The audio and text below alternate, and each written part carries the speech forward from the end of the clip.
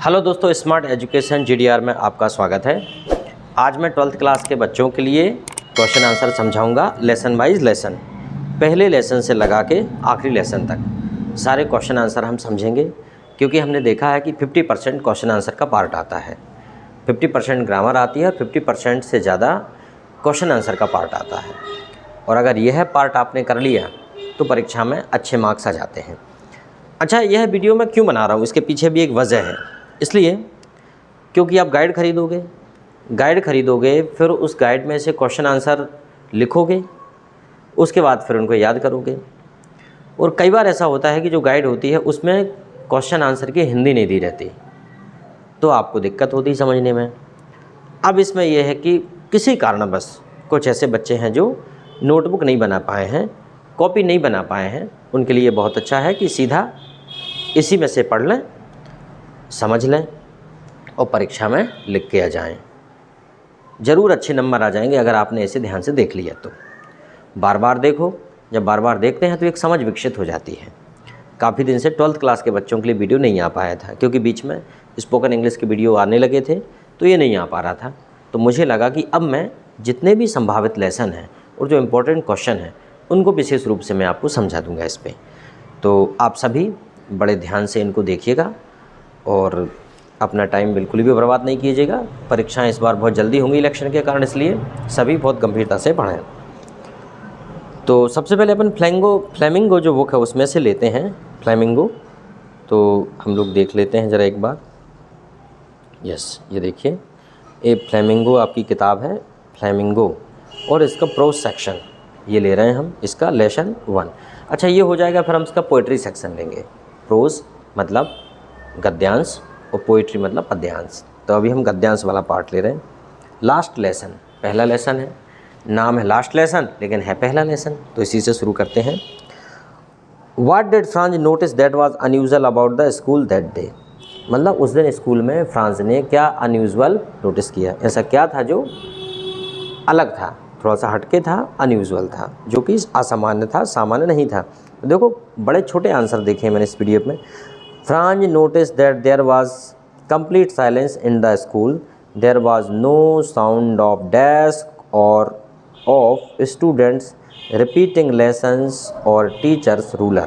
ठीक है, तो फ्रांज ने एक बात वहाँ पे देखी कि एक तो कंप्लीट साइलेंस थी वहाँ पे, देयर वाज नो साउंड, कोई साउंड नहीं था, डेस्क की कोई आवाज़ नहीं आ रही थी, स्टूडेंट रिपीटिंग लेसन, जब स्टूडेंट बार बार रिपीट लेसन करते उसकी आवाज़ नहीं थी, एंड टीचर्स रूलर, और जो रूलर टीचर्स जो टेबल पे पटकते हैं, उसको घुमाते हैं, उसकी भी आवाज़ नहीं थी। अथवा ये कह रहा है कि ये क्वेश्चन ऐसे भी बनाया जा सकता है दूसरे तरीके से। वो कैसे? इसका जो आंसर है वो ऐसे भी बनाया जा सकता है। Usually when the school began there was a great hustle bustle, but there that day Franz notice that it was all very still. हर दिन अक्सर देखा होगा कि बड़ी चहल पहल होती है, परंतु आज फ्रांज ने यहाँ पे देखा कि सब कुछ बड़ा शांत था। क्वेश्चन नंबर 2 है, what was Franz expected to be prepared with the school that day. What was Franz expected मतलब फ्रांज को क्या उम्मीद थी, क्या एक्सपेक्टेड किया गया था फ्रांज से कि वह स्कूल किस प्रकार जाए, कैसे जाए। एक्सपेक्टेड टू बी प्रिपेयर्ड मतलब क्या प्रिपेयर करके उस स्कूल जाना चाहिए। तो देखो, इसका आंसर है Franz was expected to be prepared with the use of participle that day because M Hamel had said that he would question them on participle.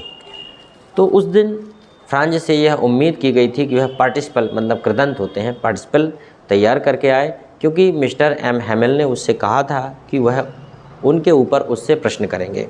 ठीक है, बड़ा सरल है ये भी। क्वेश्चन नंबर 3 है, what had been put up on the bulletin board. अच्छा, ये बहुत इंपॉर्टेंट क्वेश्चन है वार्षिक परीक्षा की दृष्टि से। अंडरस्टैंड, ये आपके एनुअल एग्जाम की दृष्टि से बहुत इंपॉर्टेंट क्वेश्चन है, इनको जरूर याद कीजिएगा। क्वेश्चन नंबर 3 है, what had been put up on the bulletin board. भाई, बुलेटिन बोर्ड पर क्या पुटअप था, क्या लिखा हुआ था सूचना पटल पर, बुलेटिन बोर्ड पर।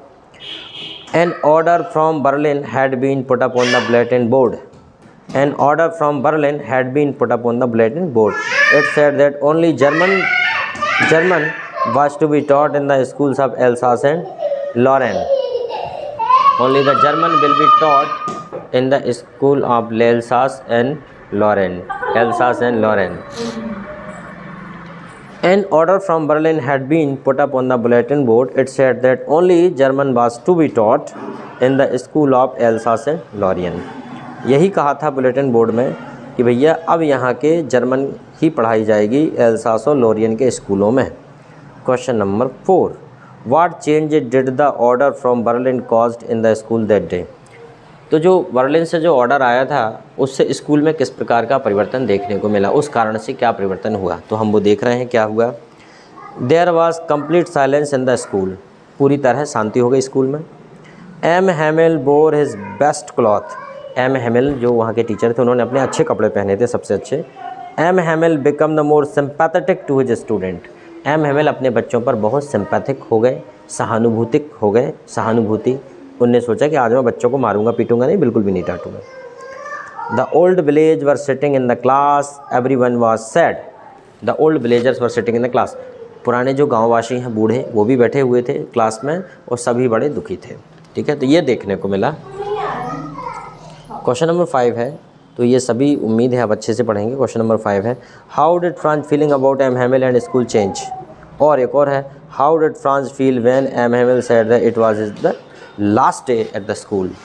मतलब क्या हुआ, एक तो एम हैमिल के प्रति फ्रांस की फीलिंग किस प्रकार से बदल गई, और क्या हुआ फ्रांस के ऊपर कि जब एम हैमिल ने कहा कि उनका आज स्कूल में आखिरी दिन है।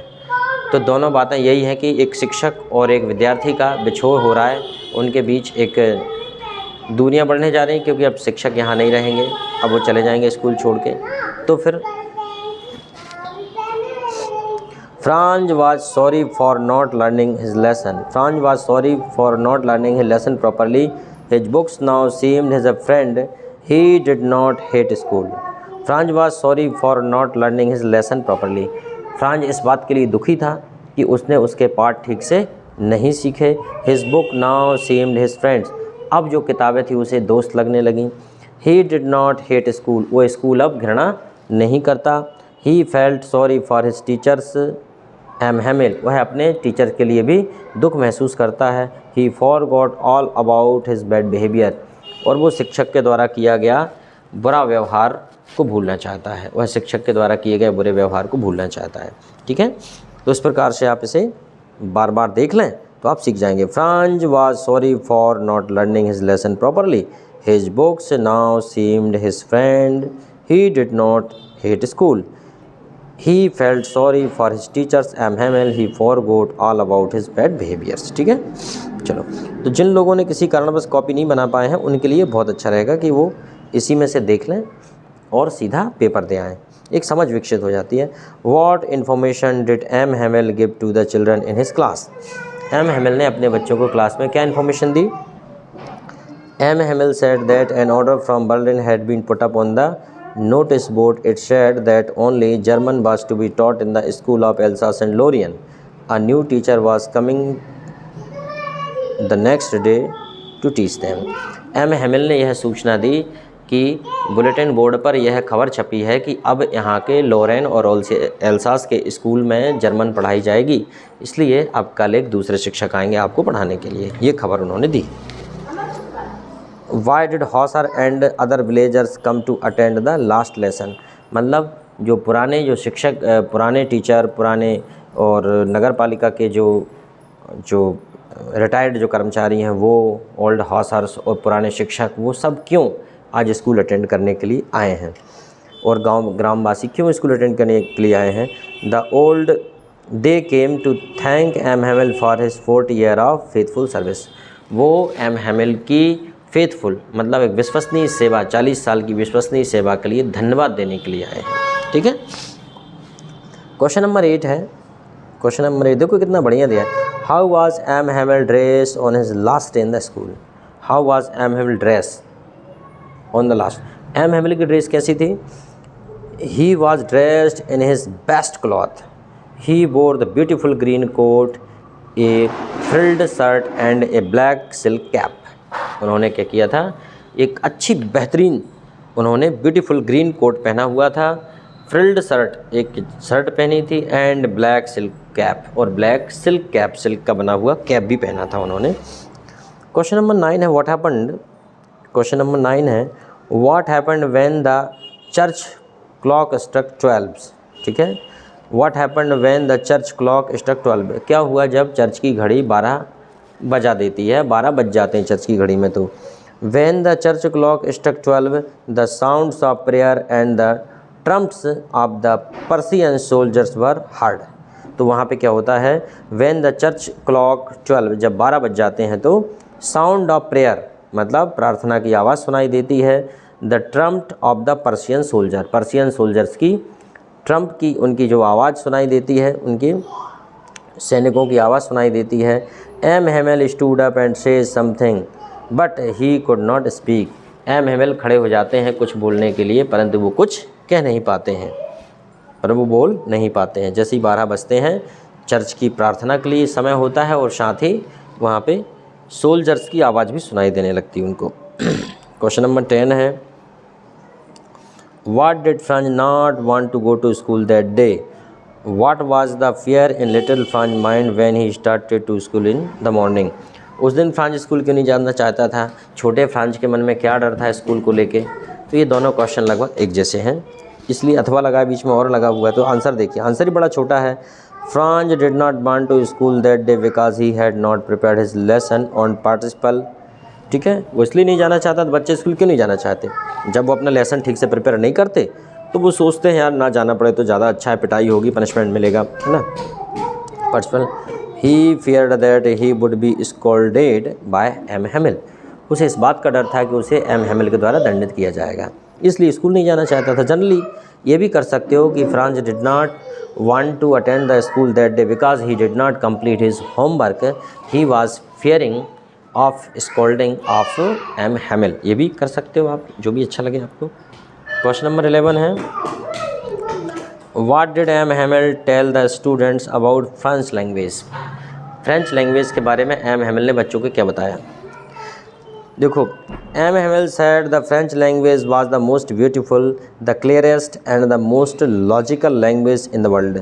एम हेमिल ने बच्चों को बताया कि भाई जो फ्रेंच लैंग्वेज है वो बहुत साफ़ लैंग्वेज है, क्लैरिकल लैंग्वेज है, क्लियरेस्ट है, बिल्कुल सुथरी साफ़ सुथरी लैंग्वेज है, मोस्ट लॉजिकल बड़ी तार्किक लैंग्वेज है इन द वर्ल्ड, दुनिया में। He said that they must guard it and never forget it. वो कहते हैं कि वो ज़रूर उसकी सुरक्षा करेंगे और कभी उसे भूलेंगे नहीं। ऐसा होना भी चाहिए, हर किसी को अपनी भाषा के प्रति इतना ही सम्मान होना चाहिए। क्वेश्चन नंबर 12 है, the teacher did not scold Franz of his coming late to the school, why? अब टीचर ने फ्रांज को लेट आने के लिए नहीं डांटा, क्यों नहीं डांटा भाई? देखते हैं। M Hamel did not scold Franz for his coming late to the school because it was M Hamel से last day at school. M Hamel का खुद ही लास्ट डे था, अब लास्ट डे में क्या डांटेंगे? जनरली ये है ना कि अब खुद ही एम हेमिल का लास्ट डे है स्कूल में, तो वो क्या डांटेंगे? उन्होंने नहीं डांटा। तो ये जो है इसमें पीडीएफ में बहुत सारे प्रश्नोत्तर हैं, क्वेश्चन आंसर हैं, सबको मैं बारी बारी से समझाऊंगा, इसलिए आपको अच्छे से पढ़ना। क्वेश्चन नंबर 13 है, what did Franz see while he was going to school? फ्रांज ने क्या नोटिस किया भाई जब वो स्कूल जा रहा था?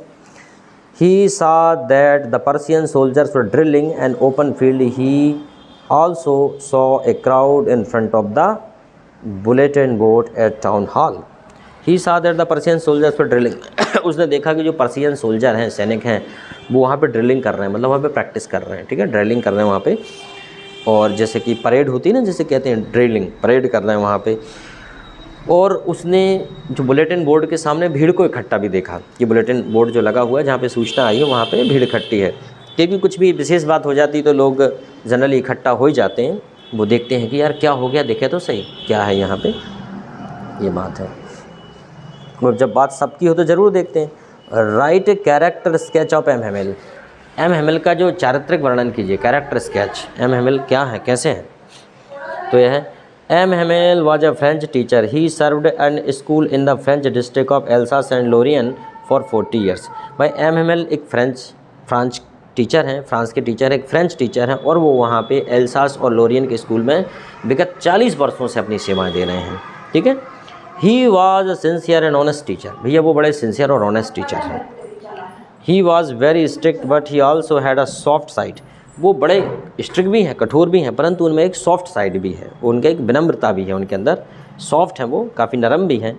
ही was worried for his student, वो सिर्फ अपने बच्चों के लिए चिंतित होते हैं।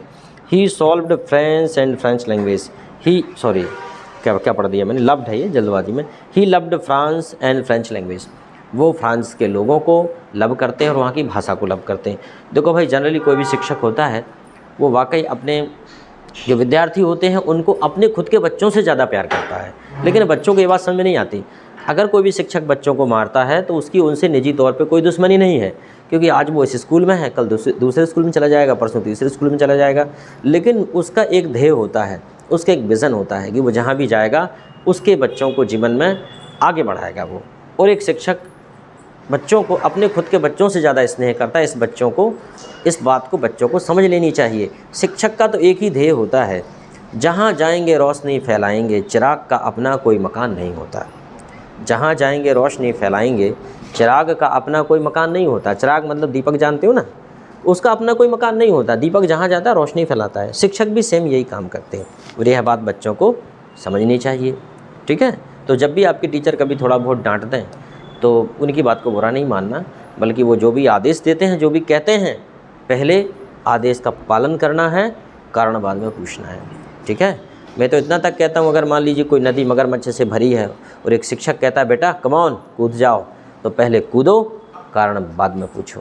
अगर आग जल रही है और आपका शिक्षक कहता है बेटा कूद जाओ, तो पहले कूदो, कारण बाद में पूछो। शिक्षक पे इतनी निष्ठा होनी चाहिए, क्योंकि वो जो भी कहेंगे उस बात में कोई भी नुकसान नहीं है आपका। शिक्षक हमेशा आपको सही बात बताता है। Right a character sketch of France, France का कैरेक्टर स्केच समझाइए। भाई जो फ्रांस है उसका कैरेक्टर स्केच समझाइए। France was a young boy, Franz एक यंग बॉय है। ही lived in the district Alsace of France, वो एल्सास में रहता है, फ्रांस के एल्सास डिस्ट्रिक्ट में रहता है। He was from a poor family, वह एक गरीब घर से है। He didn't like to go to school, वह स्कूल नहीं जाना चाहता, उसे पसंद नहीं करता। ही लाइक्ड आउटडोर एक्टिविटीज़, उसे बाहर की गतिविधि बहुत पसंद है, outdoor activities. He was not good at French, वह फ्रेंच में बिल्कुल भी ठीक नहीं है। He was scared of M Hamel but he felt sorry for M Hamel's, he forget all about his bad behaviour. ठीक है, Franz was young boy, Franz एक यंग बॉय है। And he lived in the district of Alsace of France, वो है France के Alsace district में रहता है। He was from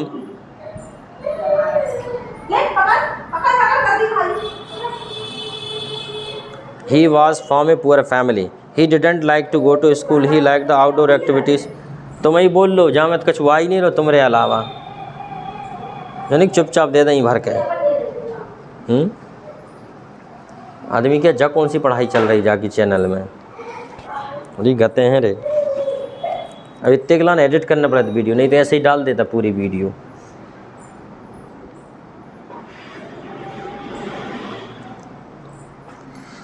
France was young boy, he lived in the district Alsace of France. He was from a poor family. He didn't like to go to school. He liked outdoor activities. He was not good at French. He was scared of M. Hamel, but he felt sorry for M. Hamel. He forgot all his bad behavior. देखो, जैसे कि normally जो बच्चे होते हैं वो बिल्कुल पसंद नहीं करते स्कूल जाना, उनको शिक्षकों से डर भी लगता है, और आउटडोर एक्टिविटीज़ उनको अच्छी लगती है, जैसे खेलना कूदना, इस प्रकार से। तो यह बच्चा भी ये ऐसे ही चाहता है कि वो ना जाए स्कूल, और पुअर फैमिली से है, मध्यम वर्गीय परिवार से है। तो अंत में ये है, लेकिन वो अपने शिक्षक को पसंद भी करता है और उनके जो बुरे व्यवहार को भूल भी जाता है।